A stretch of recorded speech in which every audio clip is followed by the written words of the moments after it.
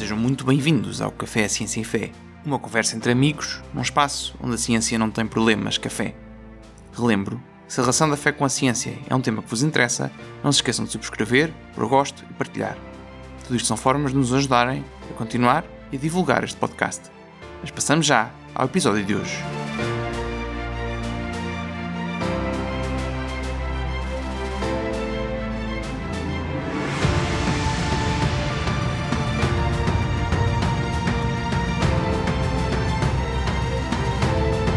Mas deixemos que as condições externas de um local se alterem.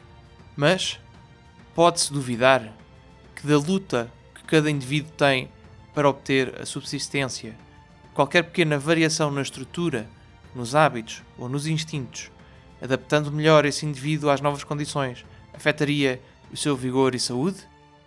Na luta, teria mais hipóteses de sobreviver e aqueles dos seus descendentes que herdassem a variação, por menor que fosse, teriam também melhor hipótese. Anualmente, são criados mais animais que podem sobreviver.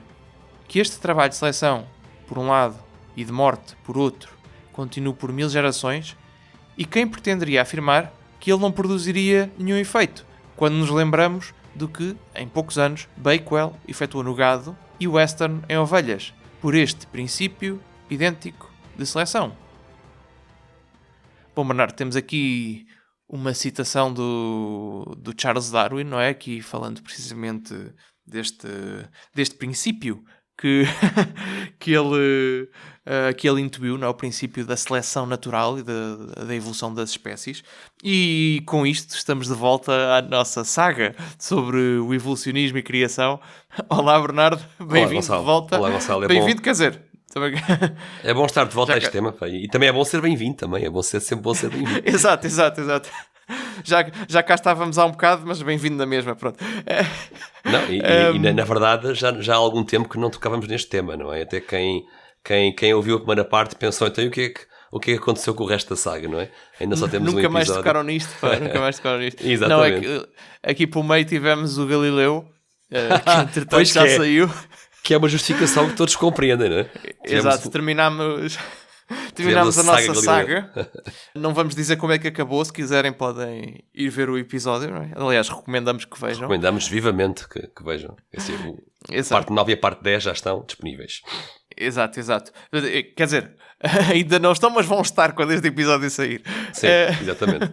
E tu que fizeste aqui uma leitura, Gonçalo, uma citação muito importante do Charles Darwin. Nós ouvimos um trecho de um dos ensaios que o Charles Darwin leu na Linnean Society a 1 de julho de 1858, no qual ele está precisamente a provocar os seus ouvintes acerca da plausibilidade do processo evolutivo, não é? Guiado pela seleção natural. Comparando, exato, não é? Fundo... Comparando com o trabalho humano, não é? Ele dá aqui dois exemplos de um senhor chamado Bakewell e outro chamado Western, que no fundo conseguiram produzir efeitos de melhoria em espécies de gado, não é? E em ovelhas, através da seleção, neste caso, humanamente efetuada, não é? E está, no fundo, a querer dizer que se dermos 1000 gerações, não é? Vamos também ter efeitos que virão desta seleção, não é? Por um lado, da seleção e, por outro lado, da morte daqueles indivíduos que não estão aptos, não é? Exato, que são exemplos conhecidos, não é? Esta questão da seleção dos animais para obter melhores resultados é algo que já é feito há muito tempo, não é? E isto para, como estavas a dizer, não é? Para chamar a atenção dos seus leitores, portanto, e do seu público, que esta ideia de que é possível obter alterações nas espécies através da escolha daquilo ou de certas características que elas têm, é algo perfeitamente plausível, perfeitamente possível. Portanto, hoje, e pronto, vamos ver em quantas partes é que vamos partir este episódio. Vamos voltar, como estamos a dizer, a esta saga do evolucionismo e vamos focar-nos em particular na parte científica. Portanto, como referimos quando fizemos os 2 episódios de introdução a esta série, a ideia é começarmos pela parte científica, focarmos na parte científica, depois isso mesmo. Haveremos de ter também episódios focados na parte filosófica e no ponto de vista da fé católica em relação a isto. Sim, na parte teológica. E vamos ter também uns episódios engraçados de um tema que temos vindo a falar, que é a viagem do Beagle, não é? Exatamente. Que já iremos referir, mas que irá irá ser assim uns episódios meio ciência, meio aventura, também para percebermos um bocadinho como é que o Charles Darwin chegou a estas coisas que vamos discutir aqui hoje. Sim, e é uma história de aventuras, não é? Extraordinária, uma viagem de 5 anos, que não só nos vai permitir entender os aspectos científicos e tecnológicos importantes dessa viagem, mas também nos vai permitir observar a evolução das ideias do Charles Darwin ao longo dessa viagem de 5 anos, não é? Quando ele era um jovem cientista ainda e embarcado na aventura. E é uma ótima história de aventura, ainda por cima. É uma história que tem todos os ingredientes, não é? E nós gostamos muito disso. Já fizemos isso no caso Galileu, não é? E vamos continuar. Exato. Portanto, Gonçalo, como tu disseste, não é? Quem gosta de aventuras vai também ter a viagem do Beagle daqui a alguns episódios. Por isso, nós vamos ter esta análise nestas camadas, não é? Científica, histórica, que é muito importante também, e depois filosófica como ponte para a análise teológica, que é a última. No fundo, a análise teológica será a última, não é? Mas a teologia, como sempre, é mediada através da filosofia, não é? Nós já dissemos várias vezes isso. A linguagem da filosofia permite articular um diálogo entre ciência e teologia, e é por isso que vamos ter todas estas vertentes trabalhadas aqui nesta saga. E a secção telenovela, a semelhança do Galileu, não é? Porque pronto, não será tão... Sim, não será tão picante, se calhar. Como aí, não será tão picante, mas certamente que há aqui também episódios muito engraçados na vida do Charles Darwin e na forma como as suas ideias foram amadurecendo. E vamos querer também fazer essa abordagem, não é? Porque acho que assim conseguimos ter uma perspectiva completa acerca deste tema, não é? Completa com um detalhe naturalmente adequado a este formato, não é? E às nossas capacidades e conhecimentos. Isto não é um podcast académico. No entanto, como nós dissemos várias vezes, o podcast não é académico, mas eu e tu, Gonçalo, baseamos-nos em obras académicas para trazermos aqui possível, Sim, para trazer aqui um bocado o resumo do leitor de obras académicas recentes, não é? Que cubram todos estes aspectos, não é? Científico, histórico, filosófico e teológico. Exato. Então, se calhar, entramos aqui um bocadinho na parte científica da teoria da evolução. E deste ponto de vista, eu acho que há aqui, no fundo, há aqui várias coisas que nós nos podemos questionar e há aqui várias coisas nas quais podemos pegar. Uma delas é entendermos, como é que nós chegamos, como é que a comunidade científica chegou à conclusão que a evolução era como é que se desenvolveu esta teoria, não é? A partir de que dados, não é? E a outra é o que é que a teoria em si diz. Portanto, nós se calhar antes de chegarmos ao como é que se descobriram estas coisas, como é que se chegou à conclusão, como é que a comunidade científica ficou tão convencida de que a evolução seria a melhor explicação para a origem das espécies, ou melhor, para o desenvolvimento das espécies. Como é que, antes de chegarmos aí, que processo é este, o processo evolutivo? O que é que a comunidade científica diz? Como é que ele se desenrola? O que é que acontece aqui? E que conceitos é que são importantes aqui em termos do processo? Portanto, acho que aqui, pronto, a citação do Darwin é muito boa, aquilo que estávamos aqui a dizer agora mesmo, não é? Portanto, ele diz basicamente que há pequenas modificações nos organismos, não é? E quando há uma pequena modificação que ajuda de alguma maneira o organismo a adaptar-se ao seu ambiente, esse organismo vai ter maior probabilidade de sobreviver e de se reproduzir do que os outros, e portanto essa alteração vai ter tendência a manter-se através da herança de uma geração para a outra, não é?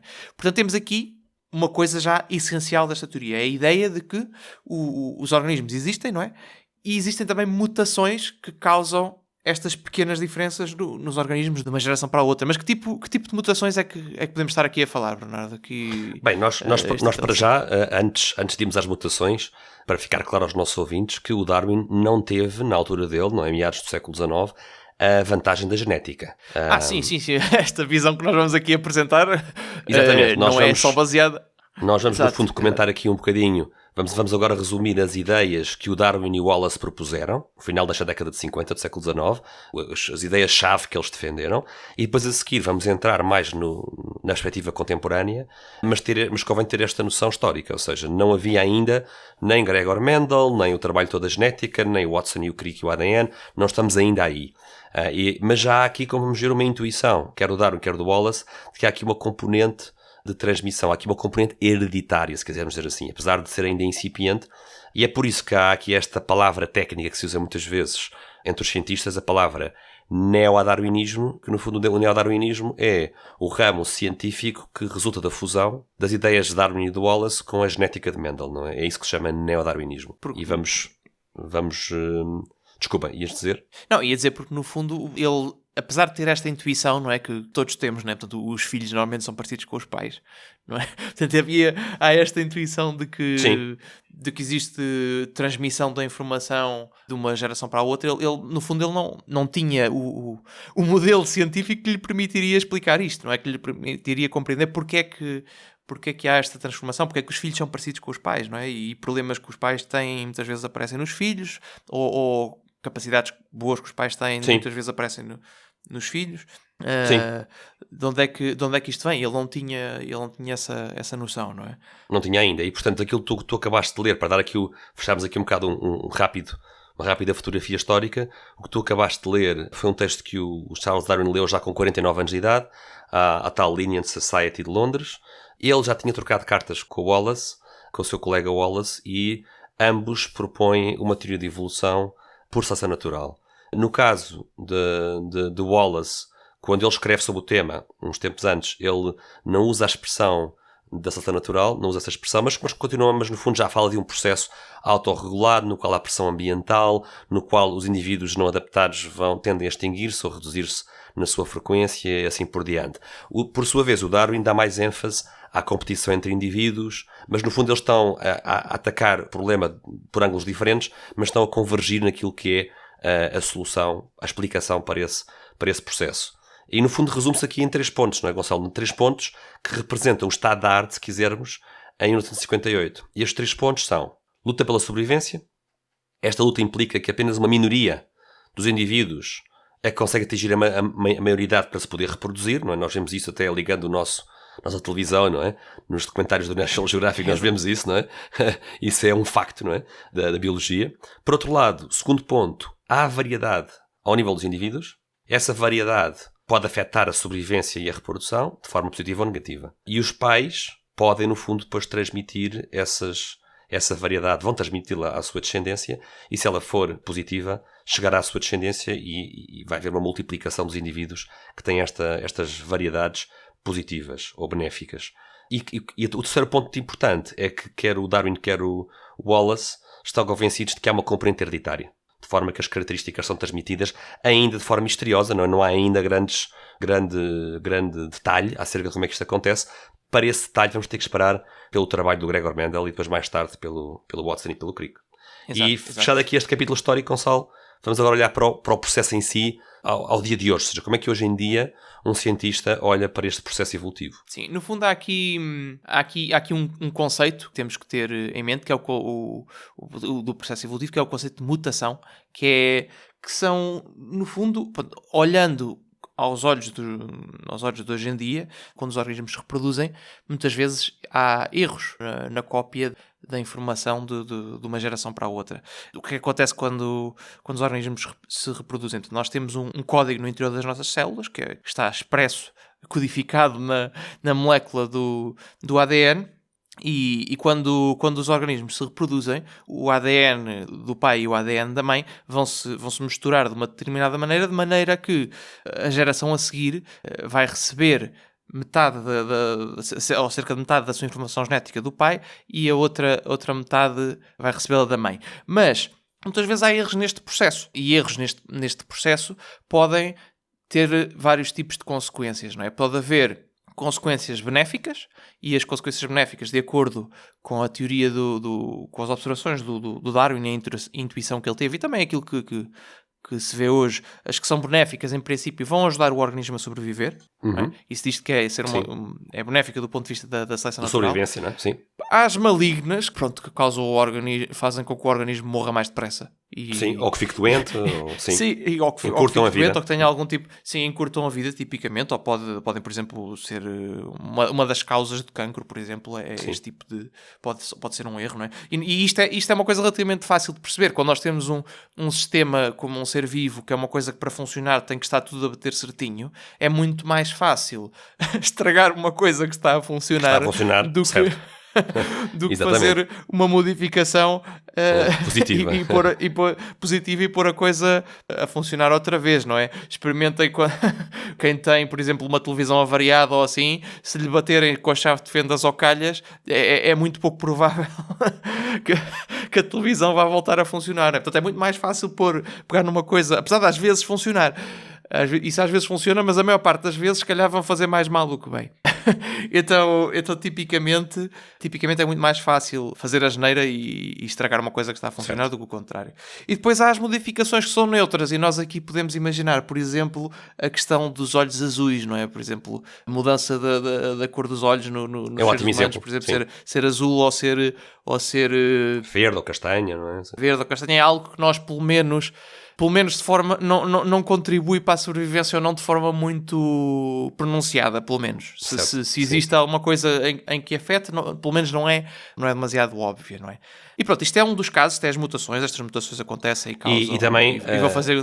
Uma coisa que eu também queria acrescentar sobre as mutações, Gonçalo, é que as mutações nem sempre são ou benéficas ou neutras ou malignas, não é? Pode haver aqui casos um bocado estranhos e ambíguos, não é?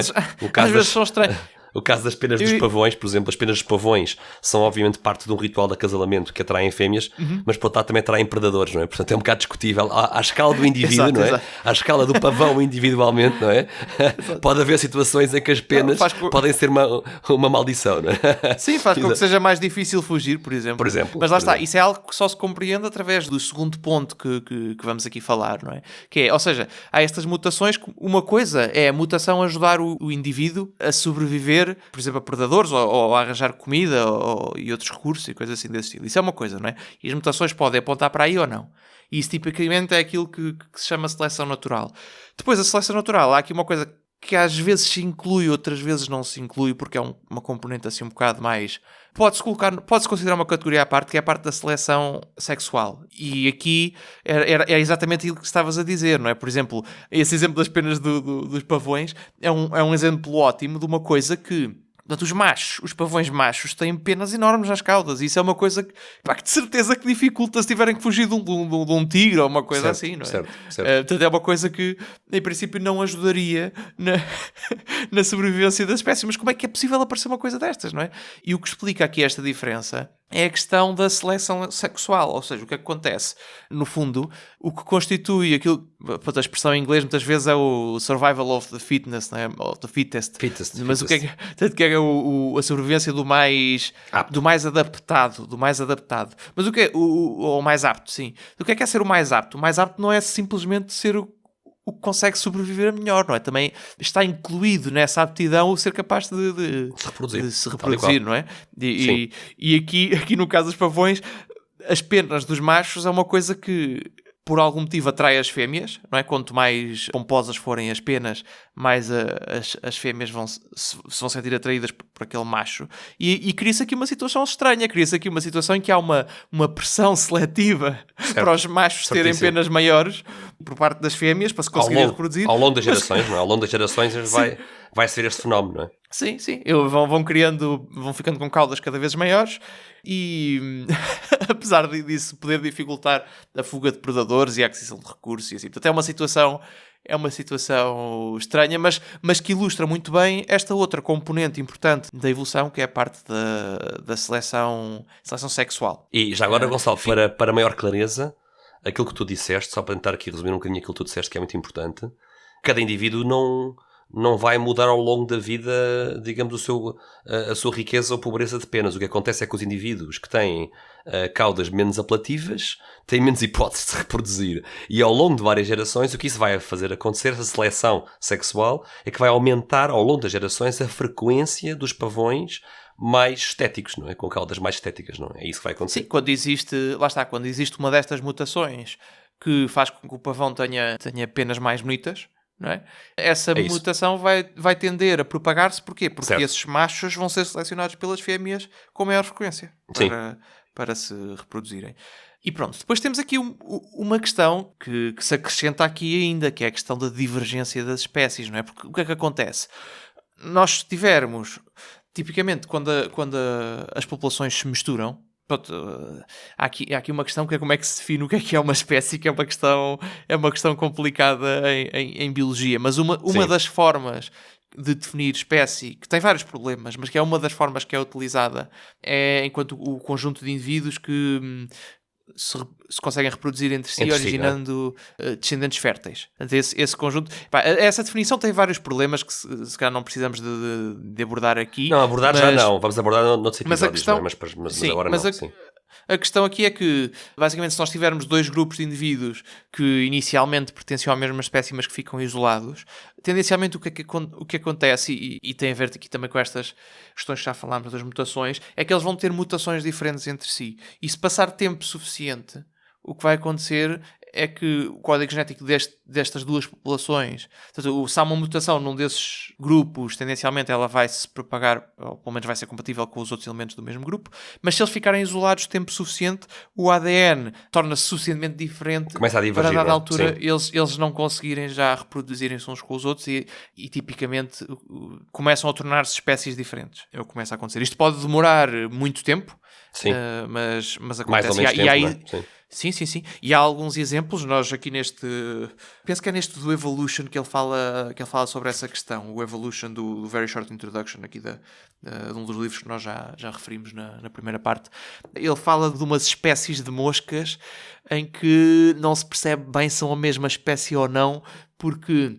acho que mas basicamente quando o macho de uma espécie se cruza com a fêmea de outra espécie, os descendentes são inférteis, mas se for ao contrário, se for a fêmea da primeira espécie e o macho da segunda, aí os descendentes já são férteis. Isso basicamente significa que com cuidado suficiente se podia voltar a misturar as duas espécies. É uma coisa estranha. Acho que estás-te a referir à mosca da fruta, não é?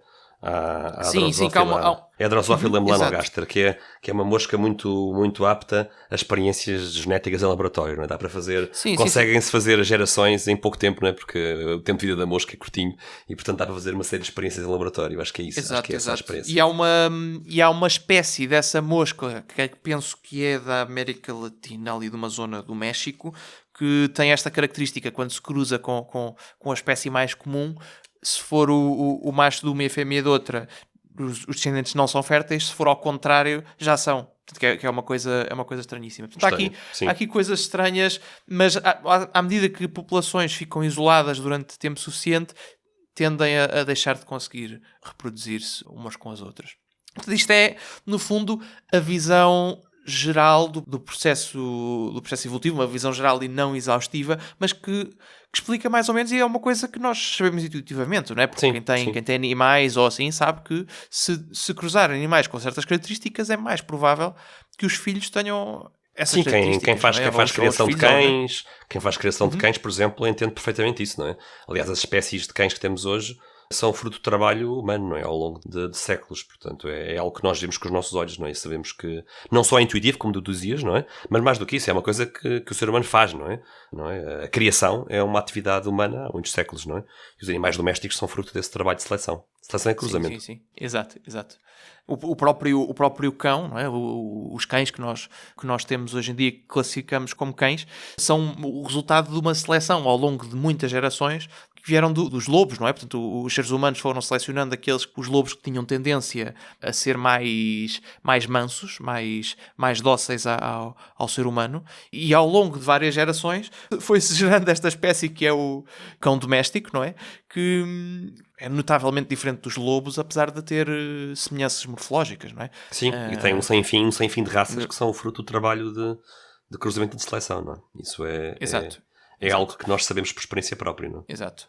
Seria possível pegar num lobo e educá-lo como um cão? Talvez, mas não seria tão fácil como com um Golden Retriever ou assim, por exemplo, não sei. Claro.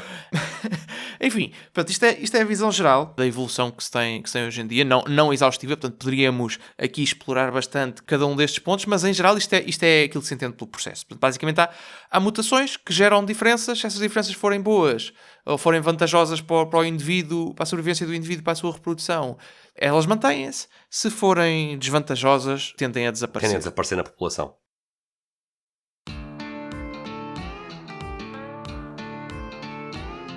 Estás farto de podcasts chatos e que te adormecem? Então prepara-te, porque estamos a preparar a melhor mistura de ciência e fé. Subscreve agora e deixa para trás os teus problemas de café. E não se esqueçam de pôr gosto e partilhar.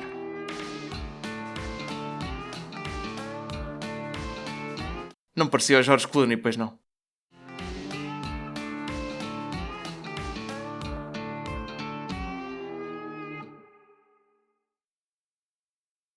Agora a pergunta que se coloca, Gonçalo, é, feito esta introdução do que é o processo evolutivo, como é que os cientistas tentam reconstruir a árvore da vida, tentam reconstruir sim, e como é que chegaram... a história das espécies, né? A história dos seres vivos. Como é que chegaram a esta conclusão, não é? Porque uma coisa é olhar para uma espécie que já existe e perceber, ok, se eu juntar indivíduos de uma determinada população com certas características, essas características vão se manter nessa população, e se eu tiver outra população com outras características, ela mantém essas características. Mas como é que eu daqui passo para as espécies que nós temos hoje em dia terem antepassados comuns, não é? Porque é que isso teria que ser assim? Não poderia, por exemplo, não se podia ter dado o caso de elas terem aparecido já feitas de forma independente e depois, de facto, as populações terem... Depois haver esta componente hereditária, não é? Todas as populações terem diferenças pequenas em relação aos seus progenitores, mas nunca sair daí, nunca sair destas pequenas diferenças, não é? E as espécies serem fundamentalmente rígidas, não é? Ou fixistas, distintas entre si e rígidas, não é? Não poderia ser esse o caso. Podia ser. Não há nada de contraditório nisso, não é? Mas não é o que a análise das evidências mostra, não é? Exato. E como é que se chega aqui? Portanto, historicamente, e aqui pronto, essa questão da viagem do Beagle, já dissemos, iremos abordar isso no outro episódio, estas semelhanças entre as várias espécies começaram por ser notadas ao nível da morfologia. E aqui Darwin e Wallace foram um dos primeiros. O que é isto da morfologia, não é? Morfologia basicamente são... o que é o corpo dos animais, com as suas características desse corpo, não é? Portanto, por exemplo, uma coisa que nós vemos que é bastante comum, não é? Entre os mamíferos, por exemplo, é crescerem no interior do ventre da fêmea. Quando está a sua concepção, eles crescem, e a sua fase de desenvolvimento inicial é no interior da fêmea, depois nascem, não é? E há uma fase da vida em que se alimentam do leite materno. Portanto, eles inicialmente mamam para sobreviver, e daí o nome mamíferos, não é? Portanto, são características que há vários animais que têm esta característica. Por exemplo, a questão do número de membros, não é? Nós temos 2 braços e 2 pernas, não é? Mas há um conjunto de animais chamados tetrápodes, não é? Que são todos os animais que têm 4 membros, portanto, 2 posteriores e 2 anteriores.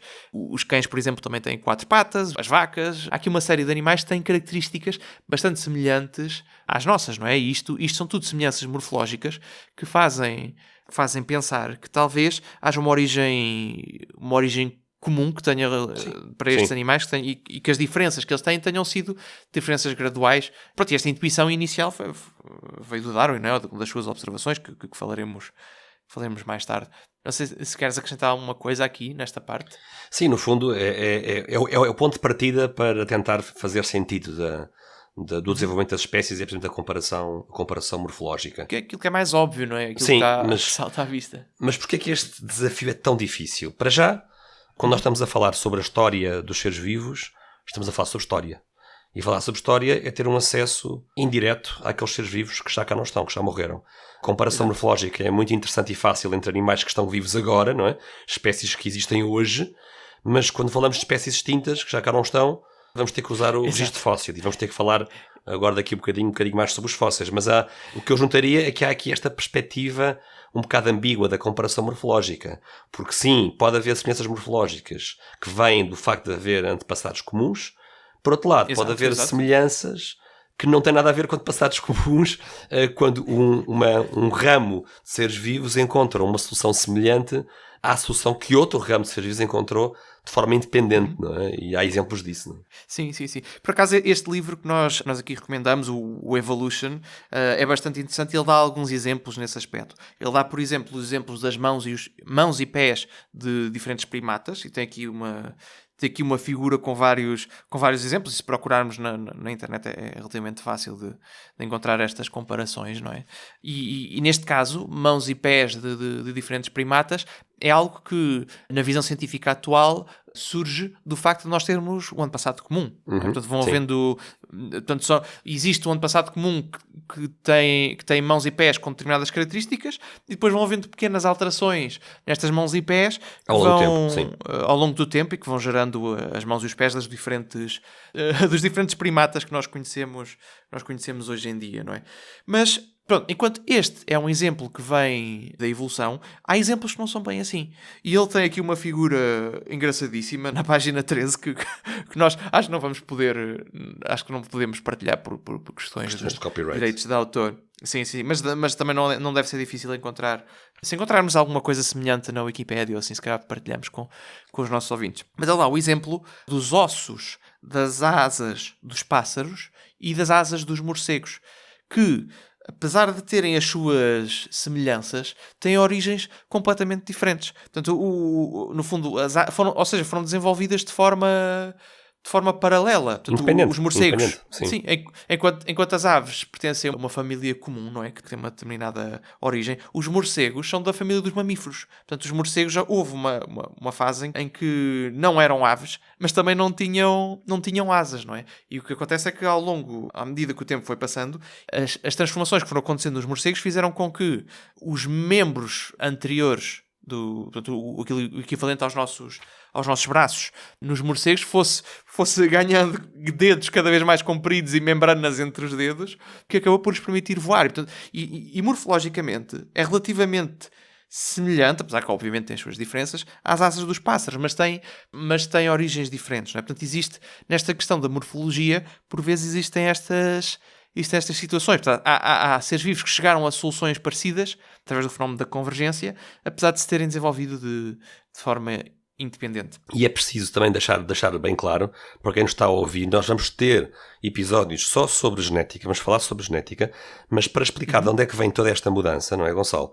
É preciso ter a noção de que há uma enorme plasticidade na molécula do ADN, não é? Ou seja, todas essas diferenças morfológicas que estamos aqui a comentar têm uma representação genética, e é essa plasticidade do ADN que permite, juntamente com a mutação que já referiste há pouco, que permite esta fluidez nas formas, não é? Porque por vezes podemos ter esta ideia, como tinham os nossos antepassados, esta ideia fixista sobre as espécies, que era completamente compreensível numa altura em que ainda não havia genética, não é? Mas hoje em dia nós temos a ciência genética e já é muito mais fácil compreender porque é que há toda esta plasticidade ao longo de gerações, porque é que ao longo das gerações os seres vivos vão mudando face aos seus antepassados. Sempre importante também ter presente isso, não é? É que hoje em dia, pela genética, entendemos muito melhor que há esta plasticidade, não é? Enquanto que há 100 anos atrás, na altura do Darwin, era difícil ter este tipo de intuições, não é? Já havia pessoas como o Darwin a intuírem nesse sentido, ainda sem a genética, mas não era óbvio que assim fosse, essa plasticidade. E iremos ver isso em maior detalhe, mas no fundo o nosso código genético no fundo tem codificado uma série de informações que vão dizer ao organismo que se está a formar como é que devem ser as diferentes estruturas desse organismo, como é que devem ser os nossos braços, como é que devem ser as nossas pernas, os nossos órgãos. Essa informação está codificada em grande parte no código genético. E portanto há aqui mais um par de exemplos, Gonçalo, também de soluções que se desenvolveram de forma independente. Aqui nas nossas notas temos aqui as barbatanas das baleias comparadas, que é outro mamífero, comparadas com as barbatanas dos peixes, por exemplo, que não são mamíferos. Exato. Também é outro exemplo de um organismo que esteve numa categoria que era mamíferos, que é a mesma que nós, não é? E ainda é um mamífero, não é? Ainda é um mamífero. Mas que se desenvolveu para viver debaixo de água e respira através de pulmões em vez de guelras, por exemplo, a baleia. Mas se compararmos a morfologia das barbatanas da baleia, é bastante semelhante com as barbatanas dos peixes. E outro exemplo que eu acho que é mais espetacular de todos, que é o desenvolvimento dos órgãos visuais, os olhos, não é? Em espécies que não têm nada a ver umas com outras, não é? Um desenvolvimento independente de todo o aparato visual, não só dos próprios olhos, mas também depois do córtex visual que é necessário para processar informação desses órgãos visuais, não é? Também é um exemplo espetacular daquilo que os cientistas chamam a convergência, ou seja, encontrar soluções semelhantes em ramos de seres vivos completamente distintos entre si, em que a explicação do antepassado comum não funciona, não é? Exato. Existe uma repetição, não é? Ou um desenvolvimento independente destas características vantajosas. Exato.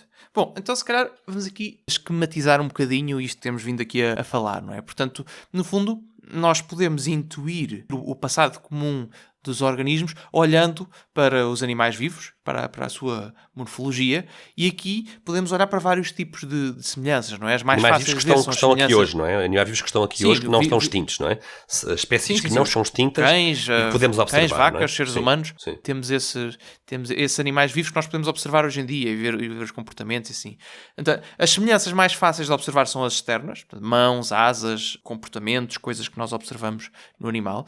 Mas depois é interessante que quando nós vamos fazer um estudo mais profundo destes animais, há semelhanças que se encontram em coisas que não estariam visíveis à partida. Isto foi aquilo que aqui nas nossas notas nós chamamos semelhanças internas e estruturas desativadas. E aqui estão alguns desses exemplos, são coisas que nós não estaríamos à espera que fossem semelhantes se as espécies tivessem surgido de forma independente, não é? Porque no fundo há aqui alguma resistência da parte quando há estas mutações, há alguma resistência a fazer grandes modificações. As mudanças são graduais. Ou seja, no fundo estas estruturas internas, Gonçalo, se são úteis e vantajosas, tendem a persistir, não é? Mesmo que haja mutações, se o organismo sobrevive e gera descendência, não é? Estas estruturas internas de órgãos, fisiológicas, etc., tendem a manter-se, não é? Ao longo das gerações, não é?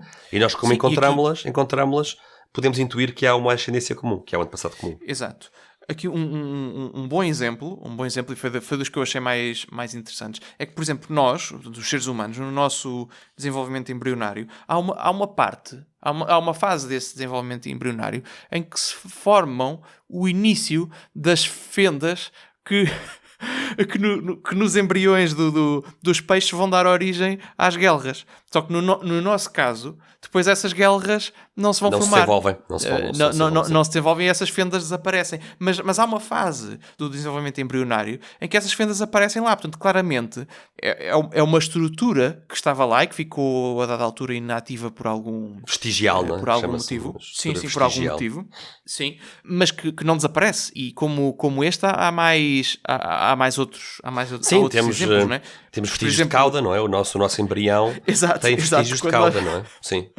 Exato, quando nos estamos a desenvolver, há ali uma parte em que se nota um bocadinho de uma cauda, não é? Que depois desaparece, não é? E que noutros animais relativamente próximos de nós, como são, por exemplo, os cães e outros mamíferos, não é? Eles desenvolvem a cauda e a cauda fica, não é? No nosso caso, por algum motivo, ela desapareceu. Sim. E é interessante que essa estrutura esteja lá, não tenha simplesmente desaparecido. Enquanto se nós tivéssemos surgido de forma independente dos outros animais, não é? Não faria sentido haver necessidade de, numa fase do nosso desenvolvimento, termos esta semelhança com eles, não é? Porque depois não se vai manifestar no final. Sim. Por exemplo, a posição dos órgãos internos, os pulmões, o estômago, todas essas coisas são bastante semelhantes à maior parte dos outros animais, não é? E o facto da posição ser semelhante mostra que há aqui alguma coisa de mais profunda aqui a atuar.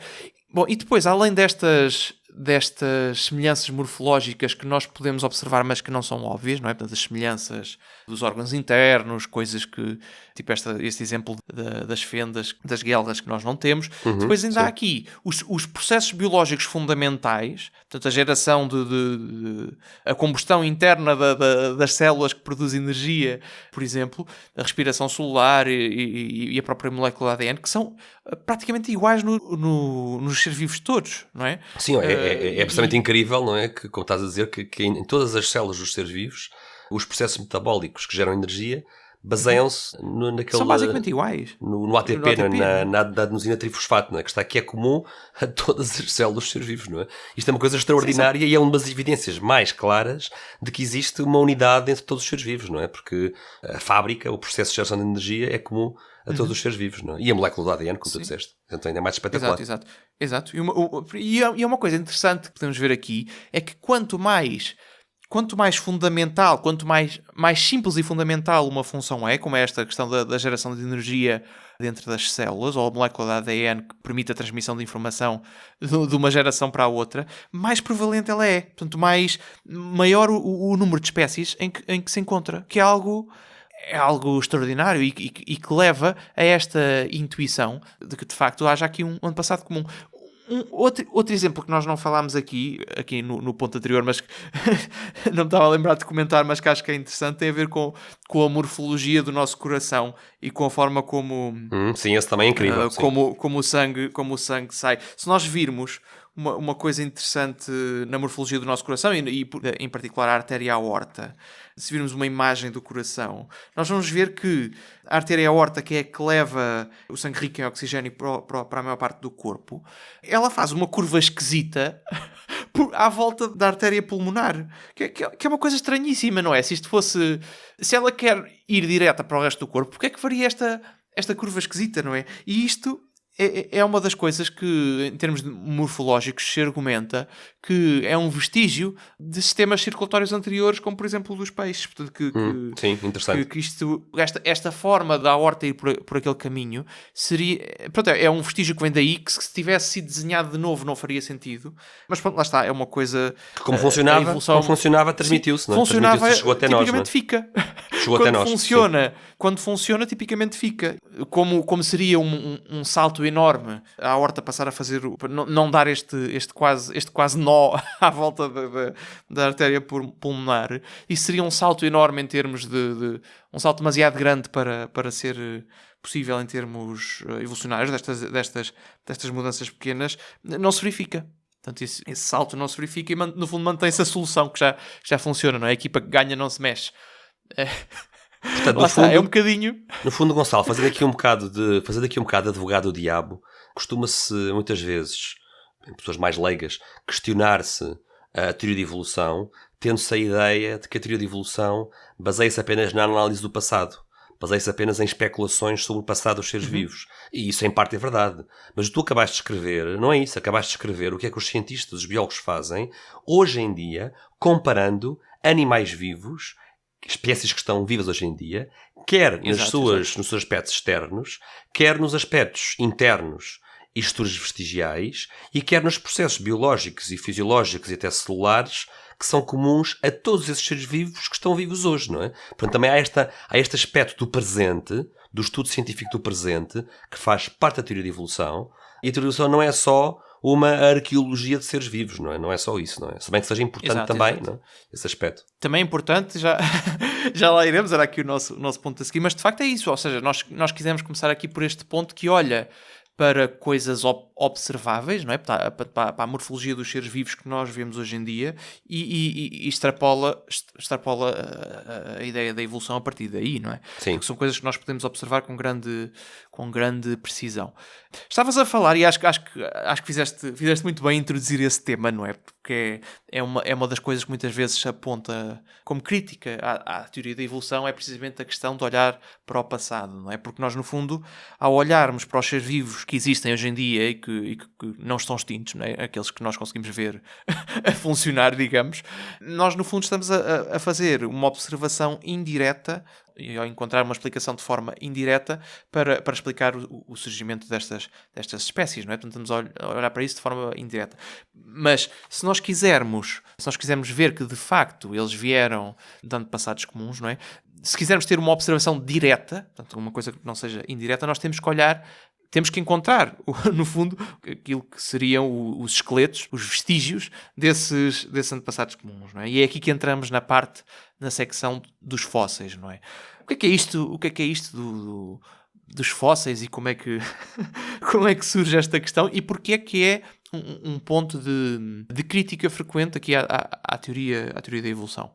Bem, no fundo, o grande desafio dos fósseis é que é um acesso, como tu dizes, à história antiga dos seres vivos, mas apenas a uma parte desses seres vivos, não é? Apenas à parte da sua estrutura, tecidos, sobretudo ossos, que chegou até nós, não é? E isto coloca uma série de desafios complexíssimos, não só porque os espécimes que chegam até nós já são muito diferentes de um ser vivo, obviamente, não é?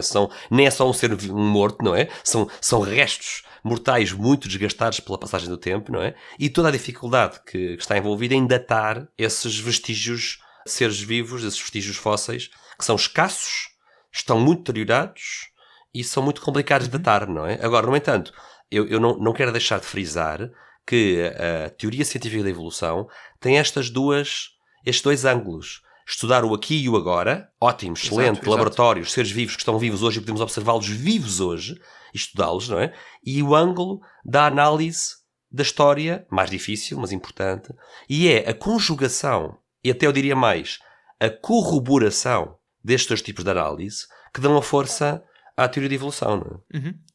E, portanto, no fundo, nós podemos, como estávamos a referir aqui os aspectos morfológicos, não é? dos seres vivos, nós ao pegarmos nos fósseis, podemos tentar fazer esta comparação que fazemos com os seres que estão aqui hoje, podemos tentar fazê-la com os seres do passado, não é? Sim. Mas, naturalmente, é muito mais difícil, porque não é a mesma coisa nós olharmos para o esqueleto de um animal morto que olharmos para esse animal vivo sim, claro. E na sua vida, não é? Como é que ele se comporta, que tipo de, sim, é extremamente tipo de difícil, coisas é que ele come. Portanto, isso dá para inferir, por exemplo, a partir dos dentes e coisas assim, dá para inferir a alimentação dos animais e uma série de coisas, mas não é assim tão linear e por vezes é uma coisa que é naturalmente bastante incompleta. E há aqui outros problemas. Portanto, aqui na questão do registro fóssil, além da questão do animal estar morto, não é? Uma das coisas que nós vemos que é uma desvantagem. É uma desvantagem para o cientista. É uma certa desvantagem quando se quer estudar um ser vivo, não é? Ele estar morto. Também tem outra vantagem, é que quando eles estão mortos não se queixam. Mas pode-se fazer todo tipo de maldades, não é? Exato. Isso é a vantagem. Mas enfim, é cedo para descabar, é cedo para descabar e temos que acabar este eepisódio. Exato. Mas é assim. Mas não os podemos estudar tão bem, naturalmente, não é? Não podemos ver as células deles a funcionar, não podemos saber como é que funciona a digestão e não sei o quê. Até o que podemos fazer é tentar achar semelhanças entre eles e os que nós vemos vivos hoje em dia e tentar extrapolar a partir daí. Mas depois há aqui uma questão, é que a própria formação dos fósseis não é um processo simples e frequentemente aponta-se, e com alguma razão, que o registro fóssil é bastante incompleto. Apesar de se encontrar muitas coisas, nós podemos ir a museus de história natural e vemos imensos fósseis e é interessantíssimo. O registro fóssil é bastante incompleto e em muitas circunstâncias ele é enviesado. E porquê? Há quem diga que é assim porque, de facto, há quem diga que é assim e diz isso enquanto ataca à teoria da evolução, não é? Dizendo que a teoria da evolução não aconteceu de facto, que simplesmente eram espécies que existiam e que depois desapareceram.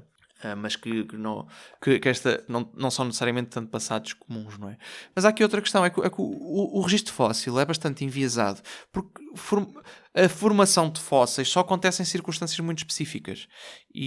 Formação e preservação, não é? Preservação. A formação e preservação. E isso é um problema, porque o que acontece? O que acontece muitas vezes é que os animais de facto existiram, mas como não vivem ou raramente se deslocam ao tipo de ambientes em que os fósseis se podem formar, que é, por exemplo, fundos de lagos e coisas em que o corpo cai e fica preso num local em que é relativamente bem preservado, permite o desenvolvimento, permite a execução do natural do processo de fossilização. A não ser que estejamos num ambiente desses, o mais provável é que os restos do animal desapareçam, não é? Claro. Por exemplo, existem bastantes fósseis de animais marinhos que ficaram, por exemplo, presos em deslocamentos de terra, não é? Que ficaram soterrados e morreram ali, não é? Portanto, existem bastantes registros assim.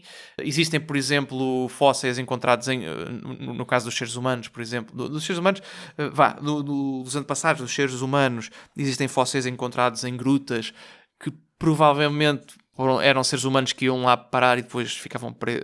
Desculpa, estou a ir buscar seres humanos, mas eram os nossos antepassados que entravam nas grutas e depois não conseguiam sair e então ficavam lá fossilizados ou eram arrastados para lá por algum predador.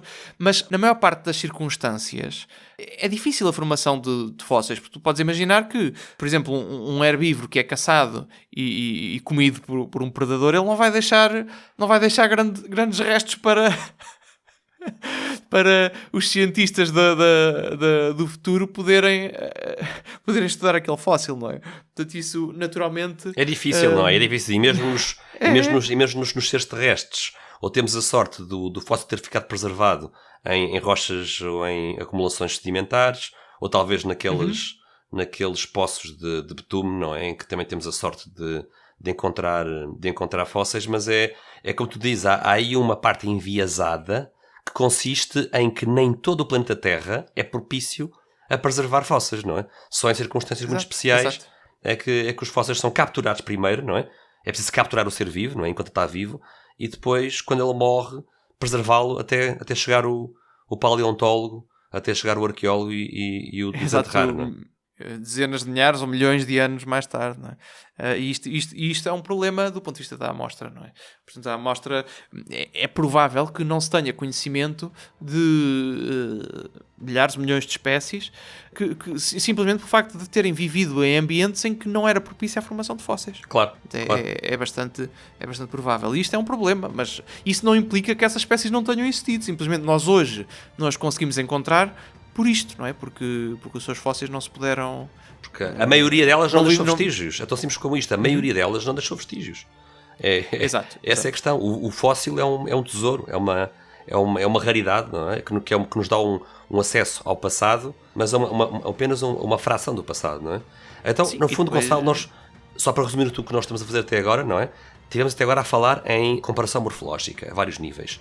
Quer uma comparação morfológica de seres vivos aqui e agora, quer uma comparação morfológica que é feita com base nos fósseis, quer a articulação das duas, que é o mais importante de tudo, não é? É o poder de articular a comparação morfológica dos seres vivos hoje com a comparação dos fósseis de seres que já se extinguiram, não é? Mas... Sim, isso tem esta teoria de que os seres vivos que eu vejo hoje tiveram um antepassado comum. O ideal, não é? E é aquilo que as pessoas que estudam esta área estão sempre a sonhar fazer, não é? É encontrar aquele ser vivo que pode ter sido o antepassado comum, por exemplo, de dois ou mais seres vivos que nós encontramos hoje em dia. Isso é o sonho Isso é o sonho da carreira científica, né? Do paleontólogo. Mas agora, Gonçalo, não sei se é boa ideia fazermos um intervalo, porque vamos ter que trazer aqui agora uma perspectiva muito importante que é da genética. Mas não sei se era boa ideia fazermos um intervalo. É melhor. Sim.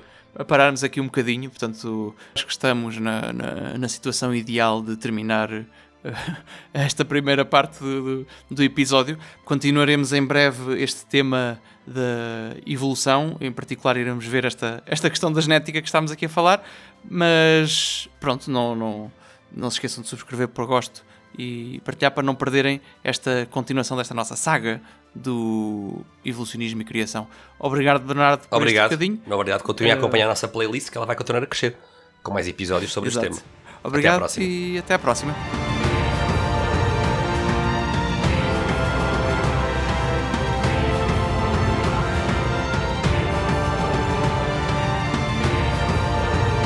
Final de mais um episódio do Café Ciência e Fé. Esperemos que tenham gostado e lembro que se a relação da ciência com a fé é um tema que vos interessa, não se esqueçam de subscrever, por gosto e partilhar. Tudo isto são formas de nos ajudarem a continuar e a divulgar este programa. Podem-nos deixar o vosso feedback através de comentários ou dos canais habituais e o Café Ciência e Fé volta em breve com novos temas, sempre a mostrar a harmonia entre a fé e a razão. Até lá, fiquem bem.